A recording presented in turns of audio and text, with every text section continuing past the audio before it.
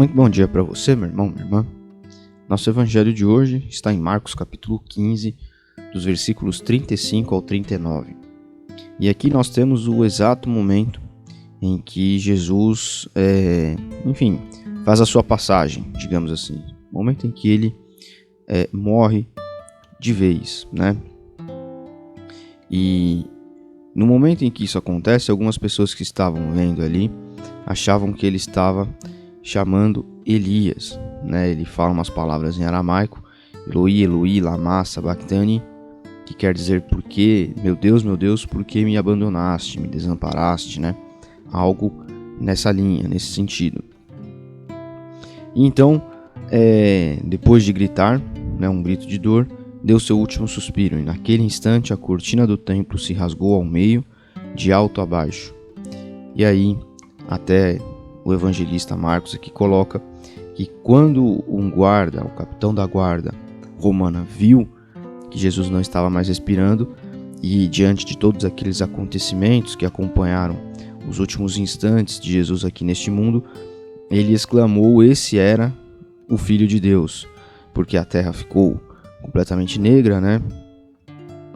Houve um tremor, enfim, no momento em que Jesus deu seu último suspiro. Então algumas coisas aconteceram que confirmaram para aquelas pessoas que estavam ali vendo que de fato não havia sido morto apenas um homem comum, mas alguém diferente. E mesmo assim, várias pessoas não creram em Jesus como o Messias, como Cristo, como o enviado de Deus, como Filho de Deus, né? Mesmo após todos esses acontecimentos. E o interessante é que quando nós tomamos realidade com o véu do templo rasgado ao meio, de alto a baixo, uma cortina, nós entendemos o que de fato quer dizer a morte de Jesus, a sua vinda até essa terra aqui e a sua morte. Você deve saber que no Antigo Testamento, naquele tabernáculo, que era um templo móvel, digamos assim, um templo que era montado e desmontado, um santuário que era montado e desmontado, conforme o povo peregrinava, havia um quintal, uma parte externa, havia uma primeira parte coberta, que era o lugar santo, e dentro desse lugar santo havia ainda um espaço menor reservado, separado então por um véu, que era chamado o Santíssimo Lugar, ou Santo do Santo. É ali que o profeta, o sacerdote, uma vez ao ano, ia para estar na presença de Deus. Então, havia uma separação física entre o ser humano e Deus.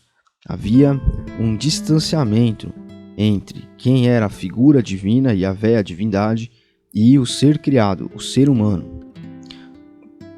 No quintal desse tabernáculo, desse santuário, eram oferecidos sacrifícios de remissão de pecados, sacrifícios de gratidão, né, pela colheita, por outras coisas. E no lugar santo, o sacerdote seria como um templo, né? Enfim, era um santuário. Mas onde Deus habitava, havia então uma separação física. O profeta ia uma vez por ano, e ali a presença de Deus descia. O sacerdote tinha, o sacerdote, né? Tinha contato com o divino ali. Então havia uma separação, como eu estava dizendo. Esses sacrifícios eram feitos como uma forma de religar a pessoa a Deus, reatar o laço de amizade, o laço de companheirismo, o laço de relacionamento entre o ser humano ofertante e a divindade que recebia aquela oferta. E com a morte de Jesus, um sacrifício único é colocado no lugar de todos esses procedimentos de gratidão, de remissão de pecados, etc., que eram feitos. Mas mais ainda do que isso, com a vinda de Jesus e a sua morte na cruz, o ser humano não tem mais necessidade de vencer uma barreira física, vencer uma barreira espiritual que é intransponível até então, era intransponível, para estar próximo de Deus. Deus vem, ele se entrega para que ele possa morar dentro de nós, para que ele possa ter um uma caminhada, um relacionamento, uma amizade com o ser criado, o ser humano, totalmente próxima, totalmente dentro da realidade que esse ser humano pode alcançar. Isso é uma conquista inimaginável, isso é uma conquista, quase que impronunciável. É uma conquista que o próprio Cristo, que era Deus, conquista para nós. Então, nunca ache que você está distante de Deus, ou que Deus não se importa com você, ou que algo que você tenha feito está colocando longe de Deus. Deus está a uma oração de distância, Deus está ao seu lado, Deus não te abandona. Por quê? Porque agora não existem mais barreiras, nem físicas, nem espirituais, que separam você de Deus. Ah, Ítalo, mas existe o pecado. Não, é claro que existe o pecado.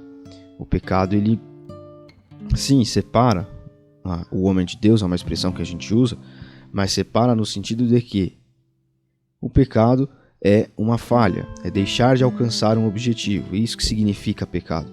Então você tem um objetivo, ser amigo de Deus, imitá-lo, agradá-lo.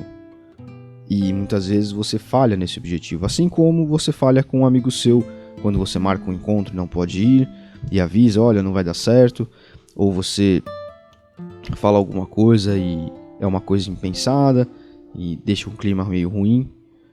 Isso não rompeu o laço de amizade, isso apenas, deixou ali uma fissurazinha naquele momento que logo é sarada.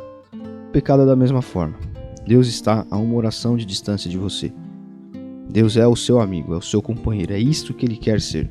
Amigo, companheiro, para todas as horas. Então, nunca deixe de buscar a Deus, nunca deixe de querer ser amigo de Deus. Valorize isso aqui, valorize essas barreiras que foram quebradas. Nós não precisamos cumprir listinhas de pecados, seguir um tipo de vida específico para estar ao lado de Deus.